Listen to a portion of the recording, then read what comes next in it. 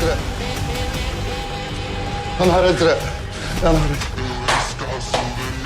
ايه اللي انت عملته ده يا غديو؟ ايه رايك في دكانتك كده يا مستر عدل؟ حلوه ولا اسويها لك اكتر؟ انا كسرت لك بالقرمه عشان يبقى من دقنه وفتيله. كان ممكن انزل لك بسيفي، بس انا سيفي لو طلع لازم يتزفر، وانت ما يرضكش زفره على عيل الا زيك. الكلام اللي انت بتقوله ده غلط ويطير فيه رقاب. عليها الطلاق بالثلاثه والعيش والملح لا زعلك. لا يا عم انا عاوز اشوف لك عشان ما شفتلكش. لو مش قد فعل ما تشدش حيلك بالكلام، والعيش والملح ده انت واخوك كنتوا من زمان، ما ننزلش ببطنكم، ما ينزل على الطبه. اسمع، ما تركبش سلام من سلامك، عشان عليا الحرام من ديني هم كلمتين ما لهمش تالت، ورحمه النبي لا هلفتك.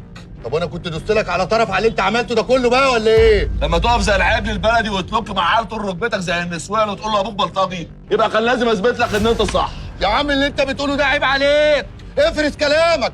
مش سيد الدهب اللي يتقال له حريم ونسوان وعجول على الطلاق زعلك. يا عم ما تخليش اعملها عليك بقى، على الله حكايتك.